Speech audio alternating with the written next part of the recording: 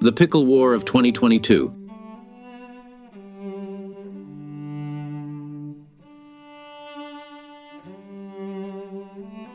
Military historians have long chronicled the great conflicts that divide nations. But few have documented the wars that divide country clubs.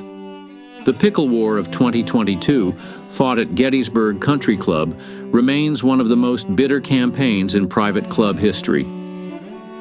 A conflict that split families, ended friendships, and forever altered the meaning of racket sports in America.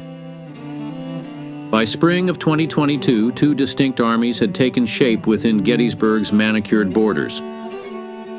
On one side stood the Tennis Traditionalists, led by General Margaret Whitfield, club champion from 1987 to 1991. She and her lieutenants commanded the high ground of courts 1 and 2, a seasoned battalion of veterans who had defended proper tennis whites and serve and volley tactics for decades. Opposing them was the Pickleball Liberation Army, commanded by Colonel Harold the Dinkmaster Peterson, a former tennis deserter who had pledged allegiance to the plastic paddle cause. His troops held the remote outposts of Court 7 and 8, quietly plotting their advance toward prime clubhouse territory. They came not as conquerors, but as converts, wrote club historian Dorothy Mason. But conversion, we learned, can be more dangerous than conquest. The opening engagement began not on the courts, but in committee chambers. During a routine facilities committee meeting, where Colonel Peterson formally requested additional court time for his swelling pickleball ranks. General Whitfield's response was swift and bureaucratic, a counter-proposal limiting pickle operations to dawn patrol and heat wave duty only. But Peterson's forces had already begun reconnaissance. They had documented tennis court usage dropping to just 30% on weekday afternoons, while their own battalion was denied access to courts sitting idle for hours. Tennis Command retaliated through red tape. Pickleball players would now be required to reserve courts through the pro shop, stripped of access to the prestigious court phone.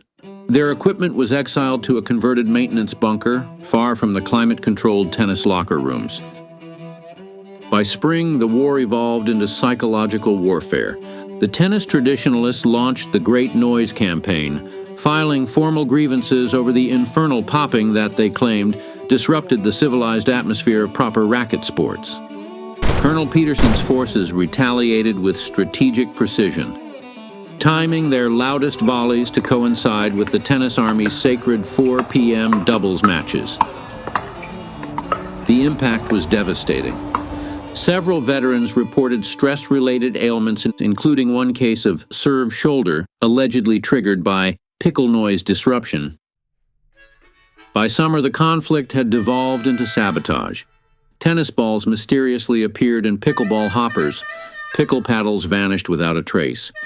The most infamous incident came when the Tennis Army's prized ball machine was infiltrated, stuffed with dozens of pickleballs, jamming the mechanism and requiring emergency repairs flown in from Atlanta.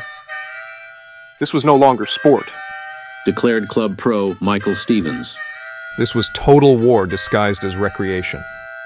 Intelligence reports confirmed both sides had developed underground networks. Kitchen staff overheard whispered battle plans during lunch service. Cart attendants were recruited as double agents, reporting court usage patterns to both commands. At 0300 hours on September 15th, an unknown operative carried out the most audacious assault in the annals of club warfare. Under cover of early morning fog, the infiltrator painted over the word racket on the club's entrance sign, replacing it with paddle in perfectly matched gold lettering. The stunt achieved near-mythic status across 3 counties. Club manager Sarah Reynolds launched Operation Spraygate, employing security footage analysis and forensic paint sampling.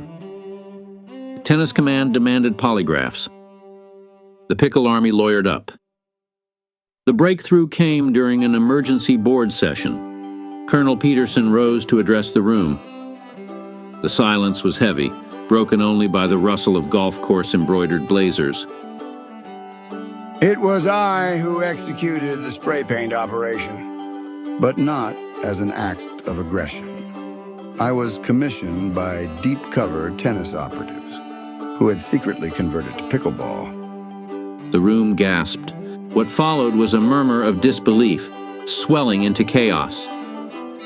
Peterson revealed that nearly 40% of tennis traditionalist leadership had been conducting covert pickle operations at neighboring clubs, too embarrassed to admit their conversion at Gettysburg.